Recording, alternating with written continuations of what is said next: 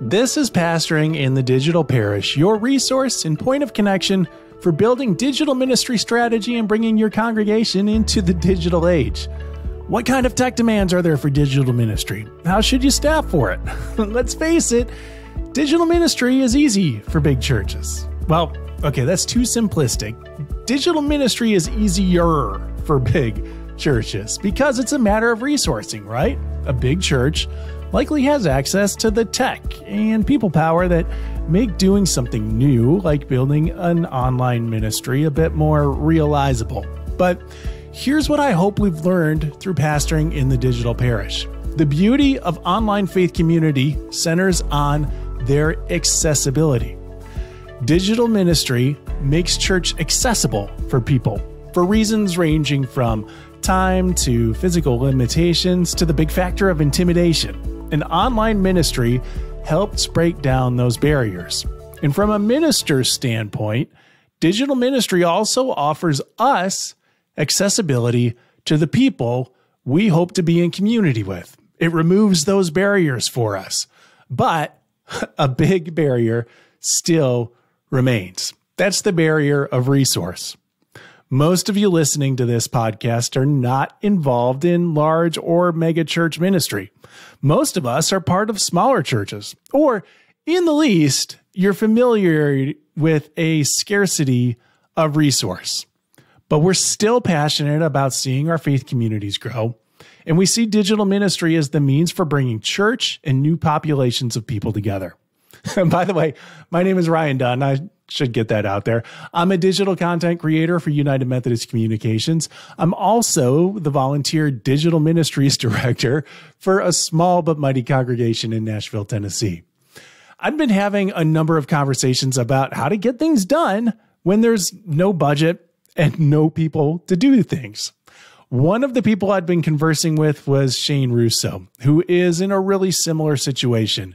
He's the lead pastor of a church in Ohio. According to their website, they have a staff of 4, just for reference, and that includes clerical, custodial, and musical staff.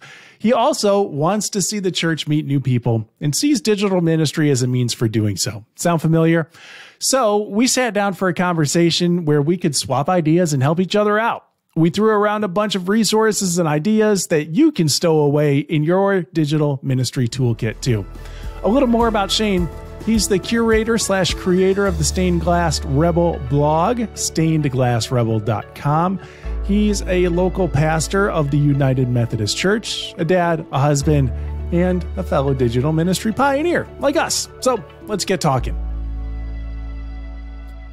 Shane Russo, a.k.a. the Stained Glass Rebel. How goes it with your soul today, Shane? It goes well. Nothing to complain about. Yeah. All right. Same here. We're getting off to, we're recording this on a Monday, getting our week kind of kicked off with this podcasting experience. So having just gone through the weekend, like what did ministry look like for you this past weekend? Yeah. So this weekend I kicked off a new series on the Lord's Prayer, and I serve a church in Northeast Ohio, and it is a suburban urban setting. It's, I label it that way because it's a city. It's technically a city. It's got all of the trappings, socioeconomic problems as a lot of urban settings, but it is functionally a suburb of like a slightly larger city. The church used to be downtown. Now it's up on a hill in a park after it burned down twice, in its history. So they've kind of removed themselves intentionally away from the urban center of it all, and sort of the tradition of the church has followed suit. So for me, I serve a primarily white congregation in Northeast Ohio. We are theologically and politically purple, I would say, and that brings a really unique set of challenges because you have to approach everything knowing that somebody's going to disagree. And so I try to gear all of my sermons and all of my content to not necessarily the middle, but to addressing like, hey, I know this is going to pinch some of us. Either way, I acknowledge that. But here's what the gospel has to say about this. And so that's that's usually what every weekend looks like. But this weekend was especially good because previous week I had given a really hard message, really challenging, pretty aggressive. This week it's an introduction to the Lord's Prayer. How aggressive can that be? And I even was listening. I don't know. You start talking about thy will be done. Yeah, but we're not there yet. But that'll come down. Yeah.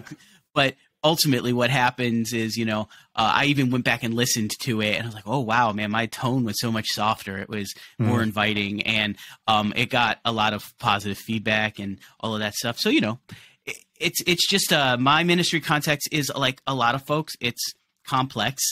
There's nothing simple about it. And I just try to do the best I can. Yeah. Yeah. Well, we're going to be talking about the ways that we can implement digital ministry in a small church context and some of the things that we're doing. So just to kind of set the table for that, and what my small church context is that I volunteer for a tiny, it's actually called a missional congregation. We are not fully self-supported, and we don't have weekly worship. So this past weekend, we do meet on a weekly basis, but this past weekend was not one of our worshiping Sundays, one of our gathering Sundays. And since we have a number of congregants who have both come to us recently, but also a number of congregants who have been established within our church or another church that we merged with for a while, we felt like it was an important time for people to share their stories of why they've become a part of this congregation. And so we just had a session yesterday where people went around the room just saying, hey, what brought you to Glencliff United Methodist Church? And man, what an awesome experience, because I mean, it's a sermon that writes itself in so many ways, because people couldn't help but kind of interpret their lives through the lens of the way that the Holy Spirit was active in drawing them together in community. So we definitely got off in tangents, and not everybody got a chance to share. So it's something that we're going to revisit, but just felt like a really cool way to build community, but also to provide testimony for some of the things that we're doing. So, and of course, like I had the interest in maybe like, how can we use this to create content? So we recorded everything, and we'll see how that goes moving forward. But so as you were moving through your weekend, in my context, we did not put any of our stuff online. This was not live stream, especially since it was such a personal sharing. Are you live streaming all your services? Yeah, we have one service on Sundays, and we live stream it from beginning to end. And then I either Sunday afternoon or Monday morning cut out the sermon and post that on YouTube and create shorter clips from that I distribute throughout the week. How are you creating those shorter clips? So I use a program called Descript, which if you don't know what Descript is, it's basically a video editor, a really simplified down video editor that pulls the transcription from the audio. So you you put the video into the program, it transcribes it in like just a couple of minutes, and then you edit it by editing the text. So you can delete out. And that's basically it. So I use that then to identify the thing that I said, put it in its own clip, and then there are other tools within it, but then I just use that to then export out a shorter, short clip and all that stuff. And it has taken that task down from being hours worth of work to, minutes worth. It's really saved me a ton of, it's worth every single penny I pay for it. Yeah. Okay. And it is a paid service, but I guess though, if you're saving all that time, like I'm not doing that for ours because it is so time consuming. And again, I'm a volunteer, and it does take several hours to like rewatch the sermon and then to distill out what those clips are and to edit them down and render them and all that. So this Descript service kind of does that for you. Yeah. It's a piece of software for the computer, and it does it. And it's got some templates for how to format it and stuff, but truly the thing that saves the most time is just being able to look through the transcript and say, oh, I like this tweetable quote or whatever, basically copy it, move it over to its own clip, and then work with it from within there. It's so much easier than having to scrub a whole video while you're watching it, listening. Oh, I like that. Go back and click it. I cannot recommend it enough. And, Nate Weber, Nerd Pastor Nate over at Checkpoint Church, turned me on to that. Okay. So I give him props for showing me an easier way to do something, definitely. But I've been using it for a few months now. All right. Okay. Hey, I'm learning something already. It's on my list. I'm excited about that. What else? I'm intrigued now. What else are you doing to save time? Well, as will come to know, as no surprise to anybody who's known me for the last few weeks, I am super into AI. I've been using the ChatGPT a lot to help me organize things, even as a sermon writing partner in terms of bouncing off ideas, going back and forth, asking questions, asking it to find holes in my logic, different things, ask me to, I ask it to organize, here's the series I want to do, here are the scriptures I'm going to use, help me organize out. And, it's not writing my sermons for me. It could do that, but they would not be as personal as the things that I bring to it. Right. But absolutely. It has definitely taken down what, again, is an hours long process of organizing out a sermon outline. I have a process that I use for every outline. I ask myself questions. And so I basically created a prompt for the AI that says, based on this scripture I'm going to use and this outline that I already use, organize it in this way for me. And I'll go through it and change the ones I don't like, keep the stuff I do, reword it, and then I write my sermon off of that. And the amount of time I have saved on writing, the writing process and the organizing process has, again, just been dramatically reduced. And it's not writing for me. It is just helping me organize the thoughts that I am already putting into it. So that's been helpful. So that's another, time-saving measure that I really recommend and hope that people can get over this fear of the new, because it could amplify the production of so many pastors with limited time. Yeah. And, really, I don't think, the technology itself is new, but I don't think the principle is all that new. All of us are comfortable looking at reference books and really, in my opinion, the ChatGPT has really kind of come forward to be a point of reference, and that it culminates a lot of different sources and makes that information presentable for you. Mm-hmm. So I've often used it in my role as a content creator and just kind of filling in spaces when I get stuck. So I get to a point of writing where I realize I need some way to provide an example of this, or this point would really hit well if I was able to provide the actual scriptural references that are in the back of my mind that I'm not able to quite pinpoint. So I'm able to put those into the ChatGPT, and it'll kick it back for me. And yeah, it's totally time saving because I don't have to go rooting around through concordance or anything like that. Yeah, well, that's exactly it. For this Lord's Prayer series that I have, I could just use the two versions of the Lord's Prayer that are in Scripture, but there's so many other scriptures that connect into the ideas that are relevant there. And so putting that into the AI and say, give me more scripture references that have to do with this topic or these other passages, and it doing it in seconds, spitting these out. And I can obviously say whether things are relevant or less relevant, but it's just basically taking all the books I have on my shelf and basically saying, here, let me find the info you need right now, rather than, me spending half a day connecting those dots. Mm. Have you used it to change voice or anything like that? So for example, I'm a Gen Xer, I speak Gen X language. Can I take an article that I've written and plug it into hey, make this readable for millennials?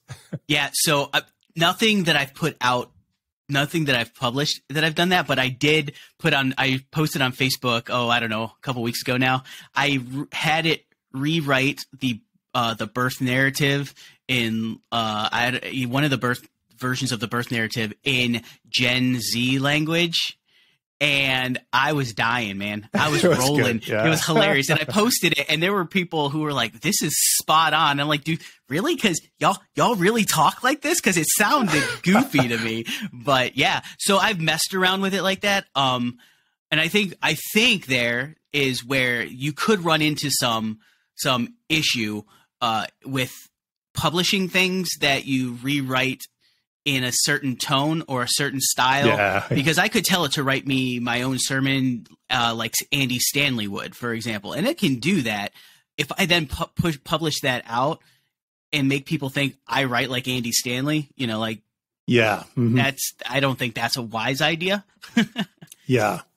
Well, and really that's the whole limitation with the AI, is that it lacks the personal creativity. So, and that can come as a warning to us, and that, if we rely too heavily on it, then it will, in a sense, devalue our own voices and experiences. So, and there's, tremendous value for that. We're called to be the ministers who we are because of who we are. So I will say this, though, in terms of voice, you can put in your own work, have it analyze that for style and tone and voice, and then have it create other content in that same style. That is not something I would necessarily use, because then now it's creating things that sound like me, but that I really have no business. I didn't create, right? Yeah. But you can do that. And I think, again, there's another potential pitfall with how people, and that's where it's an integrity issue, right? At that point, it becomes an integrity issue. But I could never have used it to write, even in my own style, like my ordination, like my commissioning paperwork. Because eventually I will have to defend that. And if I didn't do that work, so they'll know right off. And so that's where it'll fall flat. The expert will not disappear because of this. The expert will become more clear because of this, in my opinion. Yeah. Well, and the ordination papers brings up a great point, in that basically what it's doing, what the AI is doing, is it's crawling the internet. It's like a huge, ginormous internet crawler. And it's pulling information. So as we start talking about like points of view in theology, that kind of thing, like, it definitely has a certain bent to it, because there are certain voices that are just more prevalent in the internet than others. So, it, like anything that goes to a personally relevant standpoint, like, it's just not that it can be helpful in providing a little bit of inspiration, but definitely not usable. And just in terms of like how the small church could use it, like the pastor who's thanks for bringing us back to point. Yeah. Well, it's fine. The pastor that's at the end of their rope, you can easily, I've preached this sermon this week. I have the scripture. I have the sermon itself. I could input that and tell it, create a Bible study off of this content, create a devotional off of this content. And I would feel okay using those things, to piggyback off of, because it's using the content I gave it to sort of then flesh out in these other ways. And so did I write that Bible study? No, but how often does a pastor actually write their own Bible study, right? They're usually using a book or a reference or something. So there's no difference, in my opinion, here. It's the only difference is I gave it the actual content from which to base that off of, rather than just something that I bought somewhere or whatever. The devotional thing is again, if I'm using the devotional as an in-house, in-church thing, and I'm not trying to publish that out to get money or something, I personally don't see the problem with giving my church people some edification based off the content I gave it. It just organized it in a different way. But those are a couple of ways that would, because if I had to write a devotional every week, or a series of devotionals based on my stuff, or write a Bible study, organize it all, though, again, we're talking hours, whereas in here it takes me minutes, and my church has benefited greatly from the ability to use this tool. Yeah. Resources for the small church, really resources for any church is kind of a challenge, but for the small church, it seems a little more succinct, just because, let's face it, a lot of times it comes down to the ministry of a solo pastor or a small church staff. So there just isn't as much human resource to kind of go around. We've lifted up kind of the ways that we can save time. So save some of that human resource. Are there other ways that we can save resources in terms of digital ministry? I think so. I think so. One of the drawbacks, I think, for some people in digital ministries, they think it has to be all big and flashy, and really both either time, money, person resource intensive. And I look at things like websites or systems out there like Canva. You know, I am not a graphic artist for nothing. I could, if I had to do that stuff from scratch, I couldn't. But a program like Canva allows me to create, you know, very good looking images or bulletins or different things that, again, would take a ton of time or outsourcing to do. And I can do that for free or for very little money. Again, saves a lot of time, but also has the quality of the product is pretty good.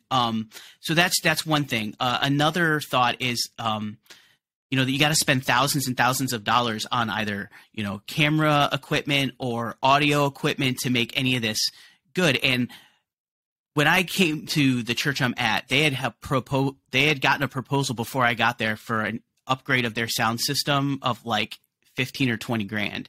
And they could do that and it would improve things. But I also got it to do what it needed to do for like $500. And so that I think there's a myth that you have to spend a ton of money to make digital ministry viable or good. And above video, even above audio, the most important thing in digital ministry is authenticity and connecting to the community. The community is willing to overlook a lot of flaws in the presentation if it matters to them. Yeah. And so that is sort of my thing. Like I go community, audio, video. That is does it matter? Can they hear it well? And then honestly, then it's a big third down the video. I want the video to be better, but it's not my primary goal because I get the same amount of views or listens or any of that, same amount of engagement, whether it looks good or not, as long as it sounds good and it's relevant. Yeah. Yeah. And that's a great point. It's something that we've tried to embrace in our congregation, even in terms of just general in-person worship, you know, because we are worshiping like 20 to 30 people on any given Sunday. Like that's not room filling, and to even try to go overboard on production with that small of a crowd feels super weird. So instead, like we just lean into the coziness and that living room feel. And for us, it's been great to just kind of lean into that in the digital space as well. So it's like when a camera gets knocked out of place or something, to just walk over to the camera, and even to like, you know, I'll be like, hey, the camera got knocked off. I'm going to put it in the right spot now. And I mean, it just makes the people who are sitting at home feel like they're in the same room, even though, you know, they're in their own space. And I feel like that's the big invitation with any kind of digital worship, is to not just provide people with a fishbowl experience of what's happening in the room, but to actually put them in an engaged place within the worshiping space. And that's one of the hardest. I honestly think that is the hardest piece, especially when you're doing things like live streaming. If you're creating content from scratch, it's easier to do that because, you know, I can look at the camera, I can be right here, I can do all those things.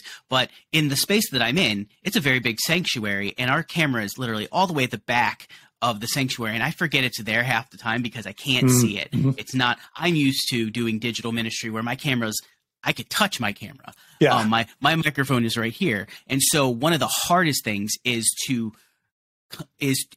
engage the online worshipers, not as an addition to the service, but that they are an actual part of this. And so reframing language that isn't location specific or even time specific for that matter, because some of these folks are not going to be watching or worshiping on Sunday morning. They're going to be worshiping later. And if you say, good morning, how is everybody? It immediately takes them out of the moment, and they remember they're watching a thing rather than experiencing a thing. You know, I constantly try to do either a general address that hits everybody, or I specifically call out both groups to remind, like, it's okay to say we are two separate groups of folks doing one thing, but never to make the online worshipers feel that fishbowl experience.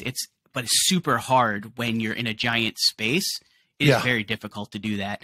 And so if I had to say, if there's one skill that a small church could cultivate, especially for their live streaming service, it's to try to learn the skill of making eye contact with the camera, addressing the online worshipers, and don't refer to it. I think Jason Moore says this all the time. Stop referring to it as watching online service. You are worshiping with us. Because we don't want them to think we don't want them to feel like they're just watching Netflix or, whatever. They are in the moment in a spirit-filled way, embodied wherever they are in the digital church. And that's an important tether they need to have. And that the people in the building also need to have this remembrance that what's going on is not just for them. They are a part of making this word bigger for everyone. And and so I could go on all day about that, but it may have been Jason Moore who brought this up in terms of putting people in the space about trying to put that online participant like in the second row pew or something like that. How can you figure out how to give them? Yeah. It sounds like something he would say. Yeah. Yeah. If not, Jason, feel free to go ahead and roll with that. But, and one of the ways that I figured out how to do that on our limited church budget is I actually took people's old cell phones and have repurposed them as extra cameras. So, that has the caveat that, hey, you need somebody to drive that system to do the switching between cameras during the course of the live stream. But if you have somebody overseeing that, there was no cost involved in doing that. So, I took one of them was my son's cheap $10 old Samsung that we had replaced. It was good for nothing, but it had a camera. And we're able to put that. And actually, I have very strategically put that camera in the second row pew. And so we do have that experience. And just have it focused on one spot in the sanctuary. Right now, I'm just using one of those in addition to kind of our larger room shot. But there's the possibility there for just having multiples of those. And that kind of gives the online participant the option of feeling like they're looking around the room a little bit. I think one of the places where we fall short a little bit in terms of the online experience is being overly directive with where people turn their attention. So giving them the possibility of, in a sense, looking around the room a little bit as we would normally do if we were in that space. It opens things up and it immerses people into the situation a little bit more. Have there been some things like that you've been able to use in your ministry context where you've repurposed something for digital ministry means? Trying to think if I've done that here. I don't think I've done that here. I don't know. Actually, no, I don't. I think using those old phone cameras is a great idea. I don't know why I hadn't thought of that because what we did do was we did a mission earlier last year where we had people bring in some of their mobile, unused mobile devices to give to folks in our congregation who were shut-ins and couldn't be there or whatever, but they also didn't have a phone or a tablet or whatever. And so we were able to give some of those out to those, but we still have some sitting around. Literally we've got a whole studio worth of cameras sitting around, not being used at the moment. And so that's just a great idea that why didn't I think of that? But I mean, honestly, I have the only way I can think of having repurposed something like that offhand is just actually my background, my office, this space used to be one of my kids' rooms, and when COVID hit, I turned it into an office for me to do all of our live streaming out of my house and stuff like that. So I didn't even have to go into the building, which for some folks was, we want to see the sanctuary, and so I did sometimes, but I really started to cultivate some of my digital ministry chops during COVID in how to create digital worship experiences from the ground up for digital natives, not folks who needed this church sanctuary fix. And so everything that I used up, like during COVID was literally my phone, an old microphone I had. So like it was a bunch of stuff like that. But in the church setting, I can't say that I have done a lot of that. I've inherited a lot of things. But that's a really good idea that I'm probably going to steal. So we've shared now. We've given each other new ideas. Yeah, and I'll put the link in the show notes. So there's an actual app that I use that kind of turns the phone into like a mini server. I mean, it's it's emptying the feed to a web page, and then what I'm showing on screen is that web page. But I'll excellent. I'll link to that piece of technology. So yeah, I mean, you need kind of a video driving system that will allow you to be able to show the video feed from the web page. But most places are using that now. My first experience back in like 2015, 16. Well, actually, it was probably 2015.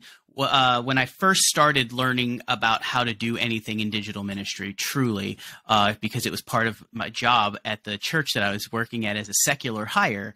They had, they had 3 mounted cameras in the sanctuary, and they had a big old switcher, and they had this big old soundboard, and it's like this whole big production.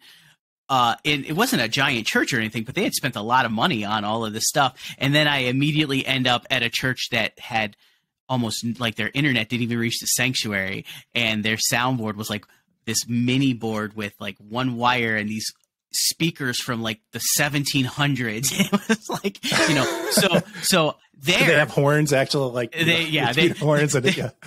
So actually, now that I'm thinking about it, when I was there, I would for the longest time, my wife would use her phone from the pew to live stream to Facebook. Service, and it was terrible quality because again, she was using the data plan, not Wi-Fi or anything, because the Wi-Fi didn't reach that far. We've done that, I guess that's a repurposing, that's where if there's a small church pastor or layperson or whatever that wants to do this digital ministry, and they think, we don't have that kind of money. Our church doesn't have internet or anything like that. If you have a smartphone, which the vast majority of Americans do now, and not everybody, so that's not a blanket statement, but the majority of us have the ability to access the internet in our pockets. You can do just about anything in digital ministry that is worth doing from your phone and from your data plan. Again, there are limitations to that, but not many. And again, it goes, if it's relevant to the people, the quality is secondary. Mm-hmm. Yeah, that community part is so big. And that actually touches on, I think, a barrier that a lot of us feel in terms of getting started in digital ministry, and that we feel like we need to create these spaces and adopt this new tech where people will relate just in the digital ministry space. But I feel like the first access point of digital ministry truly is actually just giving people the opportunity to get to know who your community is, like on the basis level. Like our first step into digital ministry is not creating a community space for people to relate there, but more or less it's just using the things that are available already for people to get to know who we are. Right. And because a lot of times that barrier is for folks, my people don't use this. So we don't need it. But Dave Adamson, so there's another big name of one of basically my digital ministry crush, if I'm being honest. Dave Adamson, who wrote the book Meta Church, and he's got a course out now based on the content of that book, which is good. But he said this. He said, people will connect with your church before they connect within your church. And so this idea that if for no other reason than to give people an entry point that isn't the literal front door of your church, you need to be doing some kind of digital ministry, because unless you are so self-focused that my people don't do this, so I don't need it. Well, if that is your mentality about everything and you're not doing any mission at all, then sure, then don't do it. But if you have even the smallest inkling of reaching people beyond your 4 walls, then you have to be doing something, whether it's putting out the sermons, whether it's even just posting yourself things, as a representative of the church. Like and it doesn't have to be all this big grandiose stuff, but the mental flip from inside to outside, digital ministry in every way is an outward oriented, or should be an outward oriented reflection of the community that exists. And if you want folks to enter into that community and be a part of that, then you have to give them a reason to. The longest walk for a human being is the walk from the car through the front door of a physical church, across that parking lot. In today's world, people aren't making that walk unless they've already kind of know what they're walking into.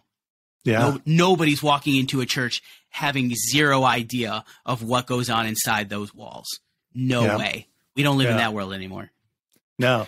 I mean, that's not even true for that is true for church, but that's not the only place where it's true. Like, it's true. The last time that you went to a restaurant without looking at the reviews first, So Dave Adamson uses a great example of Home Depot. Home Depot, when they hired their new CEO way back, and I can't even remember what his name is now, but basically he decided to, instead of opening stores all the time, like they were opening stores at an astronomical rate, instead of doing that, take all those resources and invest it into their online store. And people were freaking out at the time, like, oh, nobody's going to come to our stores anymore if we do all this online. And what he knew then and what they've realized since is that they actually have more engagement in their physical store because of their online store, because people come to get their things, or they look it up online and then they come buy it in the store because they don't want to wait or they don't want to have it shipped. So this idea that the digital is going to replace the physical is just a fallacy that doesn't exist. And that is especially true in the church. And so if we can get past that and start to leverage this thing right, it can have an actual impact on what happens on site when we view it as a part of what we are in total and not this competition for what we are. So it's a reimagining of what's possible. But the secular world's been doing this for over a decade. Yeah. Longer than that. And it's just kind of being present in that digital space and letting people get to know who they are and what they do, right? I will never walk into a store to buy something that I didn't look up already somewhere. Yeah. You know what I mean? And that in church, I don't know why the churches think that they're any different. In fact, they're under more scrutiny to have an online presence, again, because it's such a personal thing. Yeah, it's so personal. It can be a very scary. intimidating space. Mm-hmm. Yep. Mm-hmm. Yeah, and this is the minimum way to lower that barrier. Yeah. So what was it? We're already pushing time here, Shane. Dang it! Sorry. No worries. No, this is all good. But what maybe is one of the first ways that you help to lower that barrier through digital ministry for your congregation? And if I can also tag onto that, then what is maybe one of the most successful ways that you've helped to lower that barrier for your congregation? Yeah, I'd say, so probably one of the first ways here at my current space that I did that lowered the barrier is that I remembered that I am a representative of the church community, and not just a representative. Like, I have a unique position of being like the eyes, like people, the face of the community, as the pastor. And so I have an extra responsibility for the content that I put out there, but I constantly use my personal space to invite people into or to represent the church community as a whole. And I try to get the rest of the congregation to do likewise, because the funny part is a lot of them come on Sunday, and then if you look at their social media feeds throughout the week, it's like, did you even listen to what I was talking about? Right. And so getting them to integrate their whole lives, including their social media presence. I start by the example, but I'd say the very first thing that one can do to lower the bar in digital ministry and lower that barrier for entry for others is to integrate whatever social media they use. And again, the stats show that most people are on some form of social media. You don't have to use that to act like a crazy person on the street corner with a bullhorn. Right. I see that too. Yeah. But and you don't even have to be overtly faith-based in it, but to remember that what you show there, people equate with you and your church, right? So using your social media in an integrated way, as an integrated part of your life, to share the joys, the struggles, the concerns, the passions, the fire, the arguments, like all of it, you can do that while also centering that on your in your faith. And so that's what I try to do. I don't always succeed, but I try to do it. And some of my platforms are used a slightly different effect to reach different audiences. But that is the first thing that I did here, and it amplified both our church presence, the web presence, the Facebook page, like people started interacting with that more, and they also interact with me through it more. So that's the first thing. The second thing, truly, again, connected to social media use, is don't just use it as a broadcast tool to broadcast your services, to say these are the things going on, but to also use it to help your people engage with people outside the church. Yeah. And get involved in community groups. Like back in the day, you would be part of Rotary, or you would be part of city council, or you would go to city board meetings, and you can still do all that. But so many of those things are online now, and Facebook groups, Twitter hashtags, like all these subgroups exist. Being involved in those, and again, not in a way that you're consuming them, but like being a part of them. And then, when they get to know you and that relationship becomes authentic, and then they start to wonder about other things, then that's when you share that stuff. But like, I'm a part of many of the community groups, talking groups on Facebook in our location. And, that people have come to our church because of my interaction there. Yeah. Mm-hmm. And so those would be the ways. Just be present. If you want to be present in the community or go where the people are, then literally go where they are. They are online. Yeah. They are online. Interact, and don't just be arguing. Do not use Facebook or social media as only a broadcasting tool or only a way to act like an expert in everything. Yeah. Stop trying to argue with everybody all the time. Listen, I love to argue with folks online, but it has its it's got its limitations, and it certainly is not a good evangelistic tool. Oh, right on. Yeah. When used that way. Yeah. Well, and I think it's important to know, like, as you are interacting in those groups, it's important for our presence to be beyond just what we're trying to get out of the group as well. So yeah, the return on investment mentality has got to get out of your head. Like churches only do anything if they think it's going to get a butt in the seat, and people sniff that crap out fast. Yeah.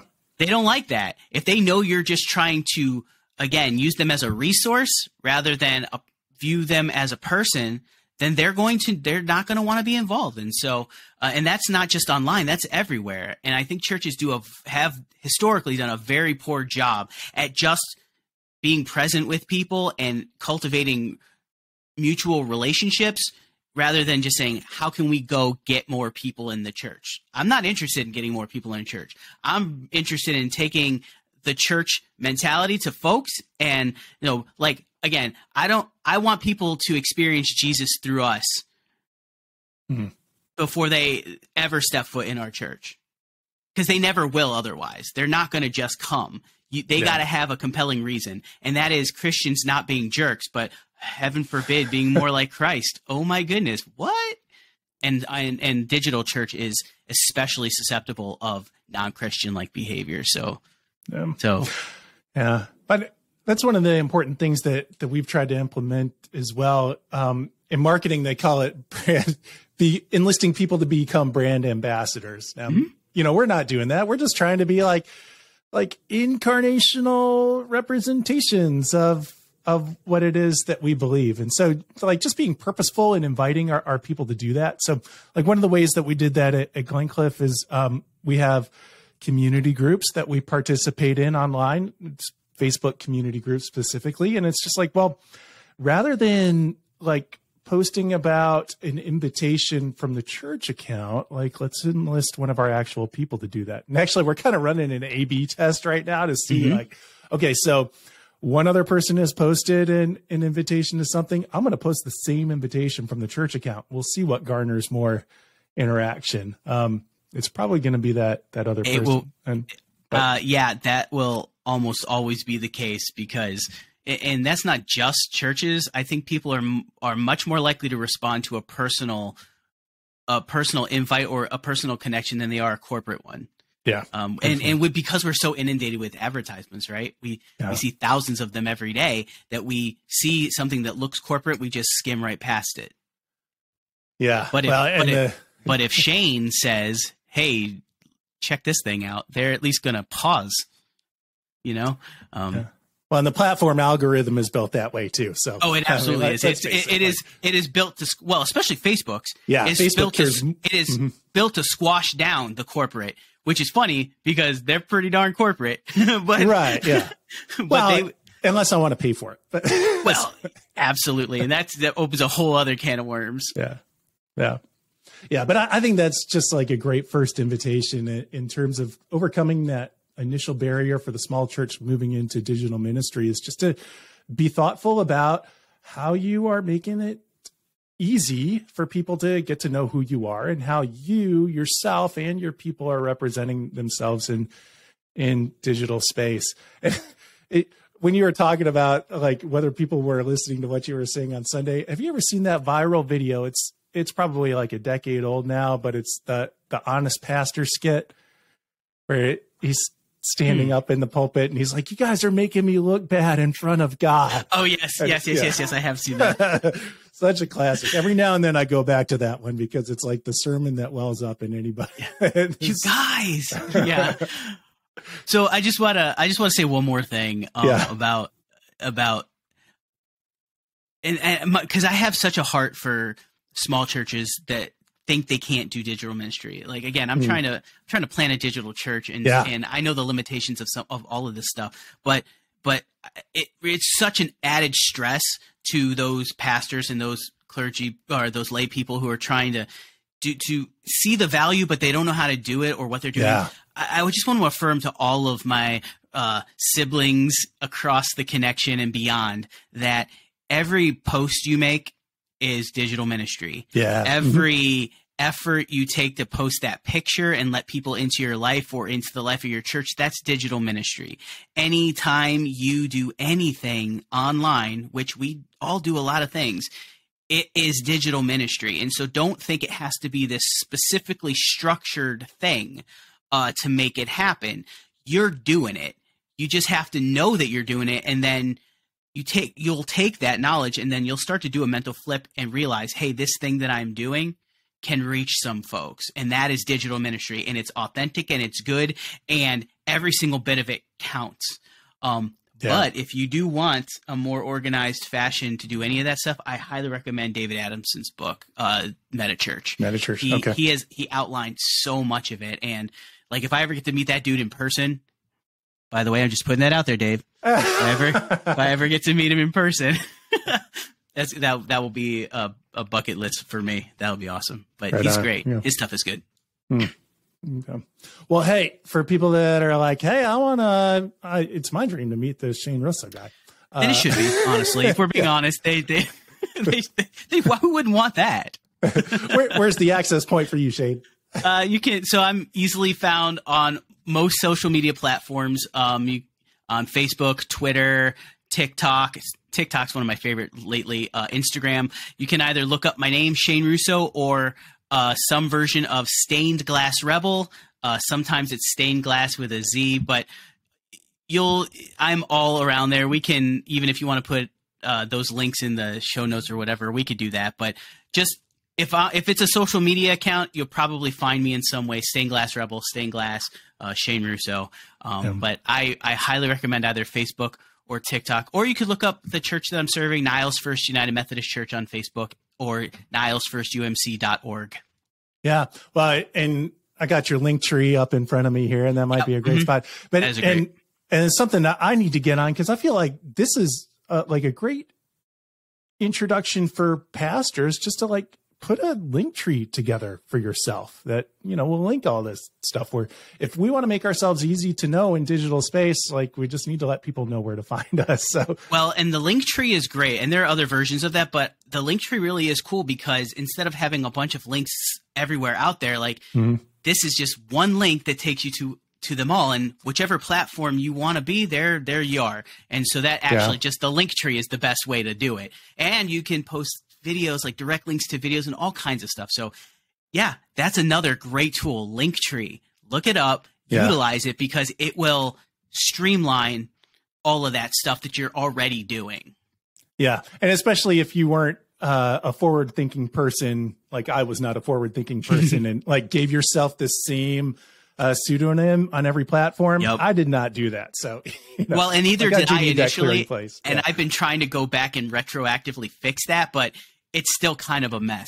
Yeah, right. So as I do the church plant moving forward, that's one of the things to be cognizant of. It's all got to be the same across every platform, or else it's confusing for folks. Yep. Yeah. Right. So cool. Well, Shane, super awesome to talk with you. Thanks so much for joining us. I appreciate it. I've been looking forward to this, and right on. Yeah. Visit with Shane at stainedglassrebel.com. Pastoringinthedigitalparish.com is where you can find more episodes and show notes. If you were into this conversation, then I really suggest checking out, quote, From Viewers to Members, end quote. That's the title. That's when I talked with Stephen Adair about how digital ministry brought revitalization to his congregation. And that episode came out in October of 2021. Shane mentioned his fondness for the episode on AI uses for digital ministry, which we did in March of 2022. And actually, I need to update that episode because it was done with the beta version of ChatGPT, and we should revisit with the whole thing out now. While you're doing all that listening, drop a rating or review on your podcast listening platform of choice. Thank you in advance for that. Again, I'm Ryan Dunn. I'd like to thank resourceumc.org, the online destination for leaders throughout the United Methodist Church. They make this podcast possible, and of course, they host our website. Again, that's pastoringinthedigitalparish.com, where you can find more online resources for ministry. If you want to connect, check out our Pastoring in the Digital Parish group on Facebook. You can also send me questions and ideas for future sessions at digitalparish@umcom.org. Another session comes out next week. In the meantime, peace.